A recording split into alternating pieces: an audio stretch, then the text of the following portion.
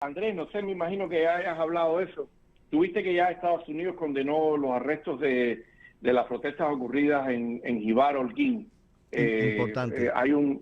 Yo creo que es importante porque forma parte de la línea política de la que se ha hablado en los últimos días, que es el tema está Estados Unidos en medio de este cerco militar en Venezuela, y hay mucha gente que cree, que piensa, que siente que bueno, también es el momento de Cuba, porque no, si al final el cerebro y la cabeza de ese es el mal. Y entonces está viendo como que a lo mejor es como que el caso cubano se ha relegado un poquito, etcétera. Yo creo que hay dos políticas, evidentemente, y en el caso cubano yo creo que se ha endurecido mucho más los mensajes, los lenguajes, etcétera. Quizás no está la acción que estamos viendo en el caso venezolano.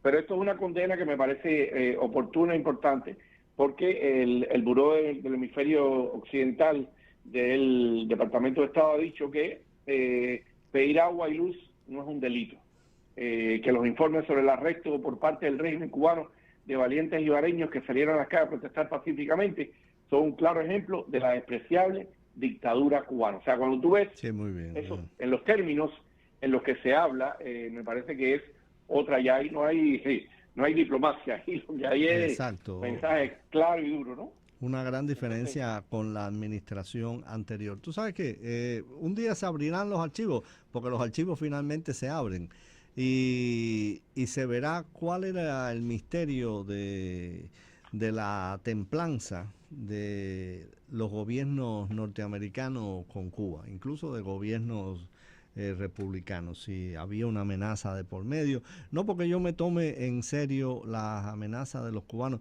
pero siempre que veo que hay una dificultad de irle arriba a Cuba, pienso en varias ocasiones, sobre todo yo recuerdo muy nítidamente dos, una de Fidel Castro, una entrevista de Fidel Castro y otra de Ramiro Valdés, esa entrevista reciente que dio hace como 2 años, que en Cuba la promovieron como si fuera algo muy importante, cuando hablan de que si Estados Unidos agrede a Cuba, se tragarían una oveja envenenada.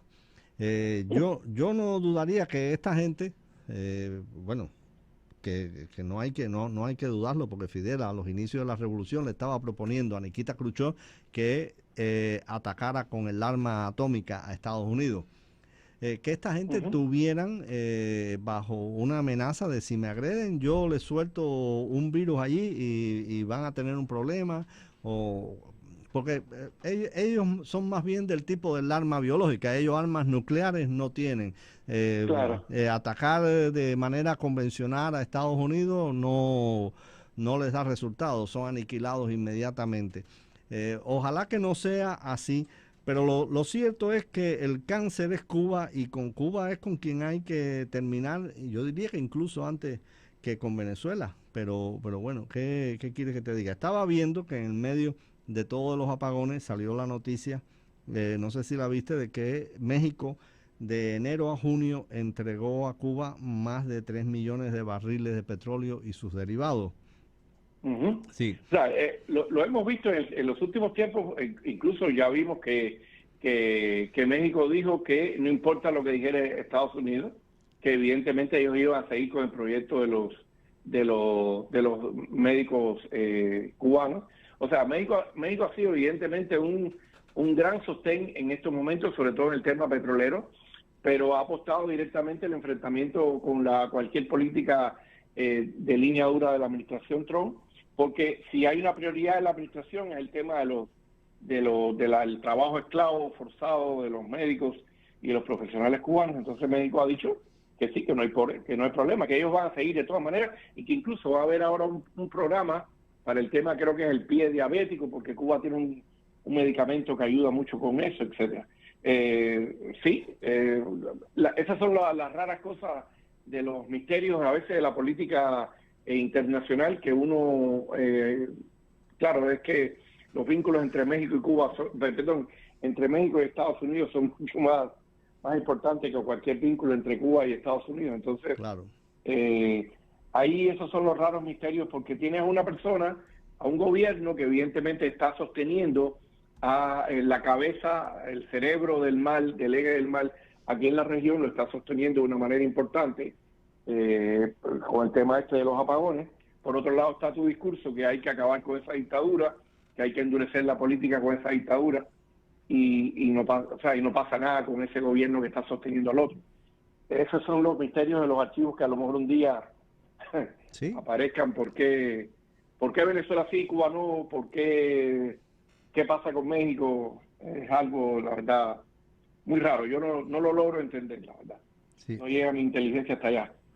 Otra noticia que me llamó la atención hoy que había comentado es lo de la protesta en el Parlamento sudafricano por los altos costos que tiene el programa este. Vuelvo a repetir por si alguien me está oyendo por primera vez, que no lo estoy diciendo de manera irónica ni malintencionada. Se llama el proyecto Cágala, con K, de Sudáfrica. Sí, para no ponerlo con Sí, Lucé. sí, claro. Es KGALA. KGALA, exactamente. Entonces, pero de todos modos, aunque no el nombre está puesto con esa intención, la cumple de alguna manera. Sobre todo para los sudafricanos que tienen que gastarse el billete con Cuba. Yo estaba comentando ahorita de que en realidad militarmente no creo que Sudáfrica tenga que aprender mucho de Cuba, porque Sudáfrica tenía uno de los mejores ejércitos del mundo y de alguna manera ese conocimiento tiene que quedarse ahí. Yo creo que son programas de adoctrinamiento.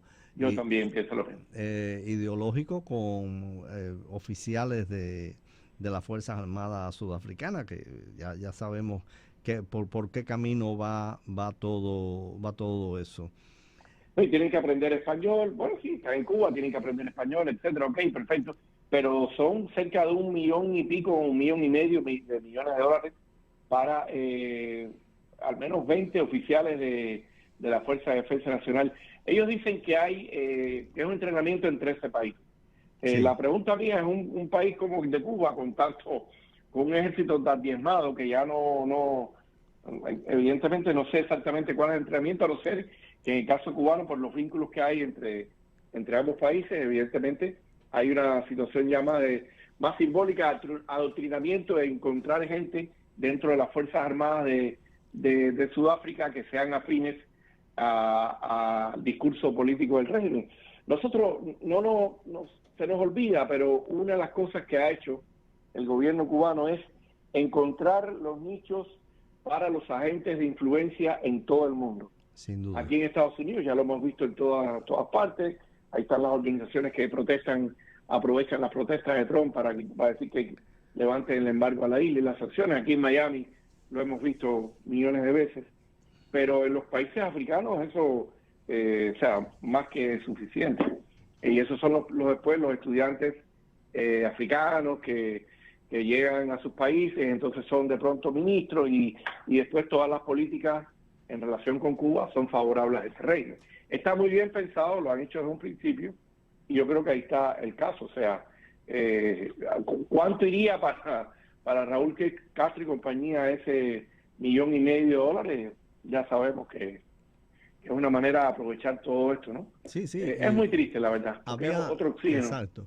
Había otra parte de estos intercambios que era que Cuba enviaba a Sudáfrica técnicos para mantener el parque militar sudafricano.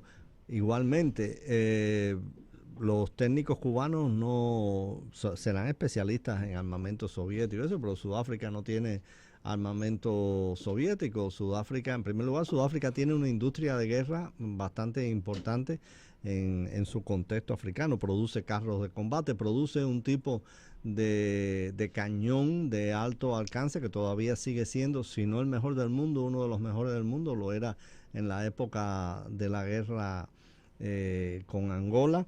Y el mismo Parlamento protestó de que para qué traemos estos técnicos aquí a mantener unos equipos que ellos no tienen idea de lo que es mantener.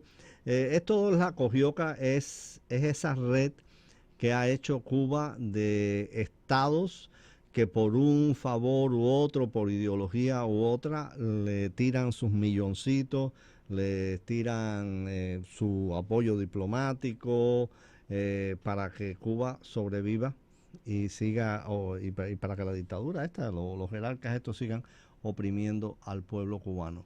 Napo, me dijiste que a las 3:30 tenía que liberarte. Tengo una situación personal, recuerda que yo soy un padre de familia y sí, necesito hacer unas gestiones que son, no puedo. Sí, de todos modos te felicito porque los niños han estado muy calmados en los últimos 2 días. Que les estás dando durofríos de Benadryl. No, Benadryl en ¿cómo se llama esto? En gomis. Ya. Unos Benadryles de lo más ricos que le estoy dando a ellos porque hay mucha alergia en el ambiente. Mira, no, mentira, están tranquilos ahí en... Y aquí acaba de llegar Miguel Cosío. Muy bien. Respondió a nuestro llamado. Así es. La libertad está garantizada, no hay problema. Bueno, eso lo intentamos. Por lo menos, si no la garantizamos a priori, la garantizamos a posteriori. Así es. Bueno, nos vamos a... una respuesta. Es el hombre de la brigada de respuesta rápida. Así es. Bueno.